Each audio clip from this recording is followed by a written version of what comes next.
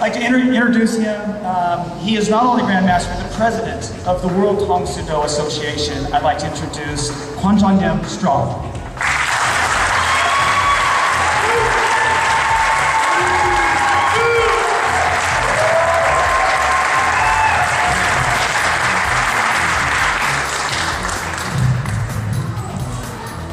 Good morning.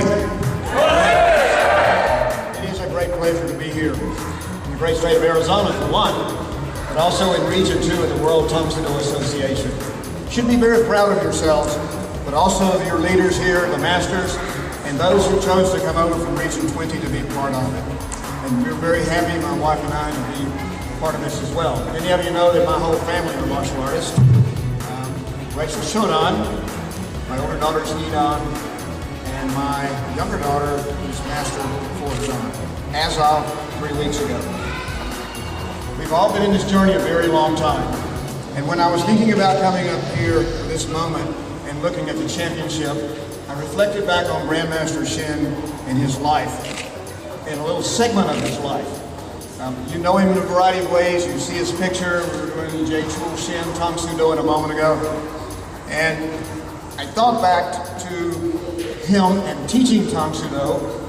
He went into the military in the Air Force in 1958. By the early 1960s, he was training a lot of American GIs at the Air Force Base at Osan. Chuck Norris, of course, is one of his famous ones. And believe it or not, the original application of Chuck Norris is in the headquarters. Grandmaster Shin kept meticulous records of everyone. So one of the famous ones, for us, Grandmaster Bodewit was one of his students as well. His number's like 5,668. So it's way down the list. At any rate, Grandmaster Shin came here in October of 1968 because of the growing number of Tong Soo Do students that he had taught and those that had established some studios across the country. He tried to come earlier, but because of some political situations between Taekwondo and Tong Soo Do, he was unable to come. But eventually, in 1968, he came as a 6th degree black belt.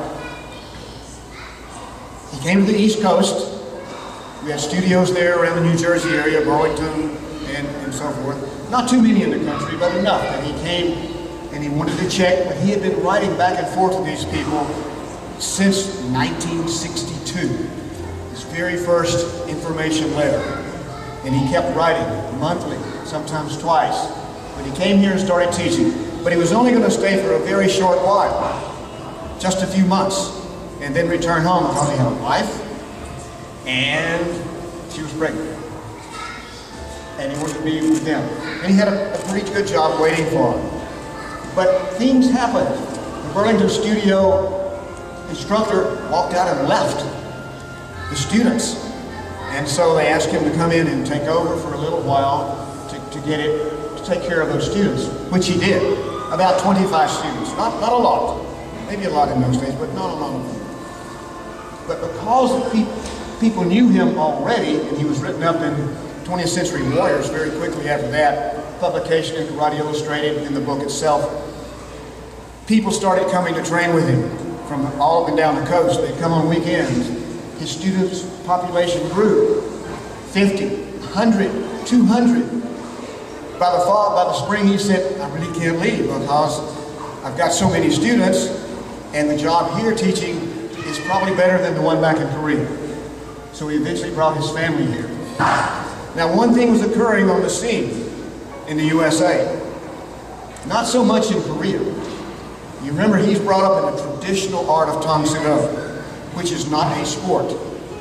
But a little bit of sport had started, and Taekwondo sometimes was defined as a sport, as a martial sport.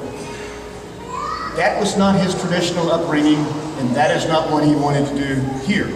Nor did he teach his students that. They did do some fighting, but it was not a sport style. Lots of bruises.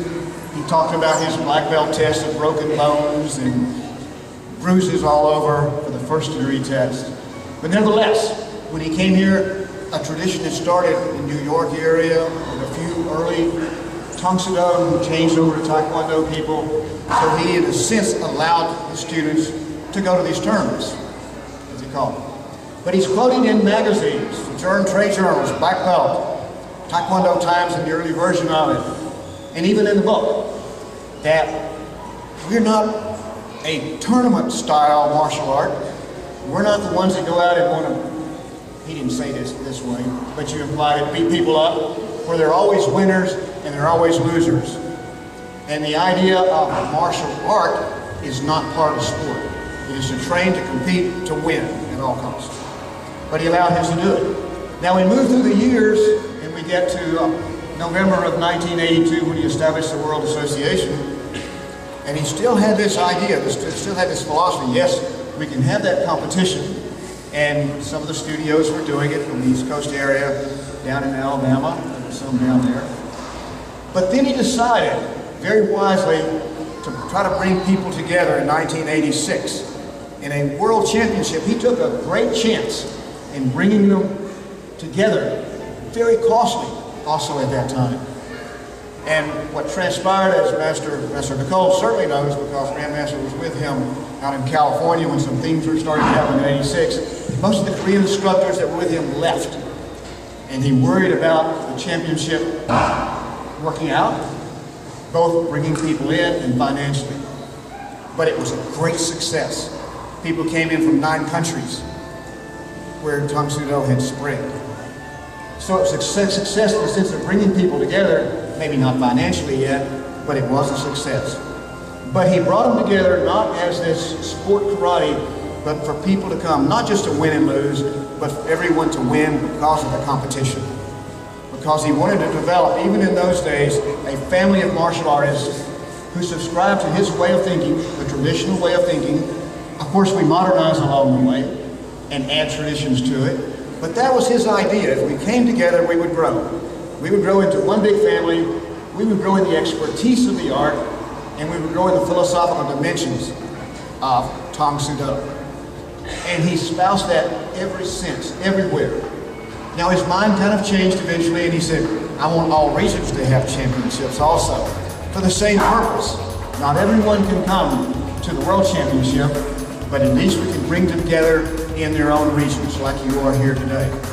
And you're part of a legacy of long-standing tradition of competition here, being part of a family. Not to win and lose, but everyone comes out a winner in some respect. You gain more friendships, you gain knowledge by watching people, and I watch you. And I learned if I see a technique you're doing I like, and the way you're doing something, I go home and practice it. And I do that wherever I travel, and I've done that since the earliest days. So maybe I'll get better by watching and seeing something along the way. You should consider it the same way. I know that you've trained hard, and you will train hard for the future events. And know this is a fine competition, just as Grandmaster laid out for us, and he saw it unfold throughout the next 30 years of his life. And it's our desire to continue that tradition, to continue to come to these things, to train for them, for the purpose of showing our Tang Soo spirit, showing the techniques that you've learned, and learning from the experience as well. So I come here today as representative, the president of the World Association, to be with you, to watch, to take that news back, and of course to see you next summer over in Greensboro. And we got lots of extra activities planned for you even prior to the championship next year. So thank you, Master Williams, for inviting me here. We have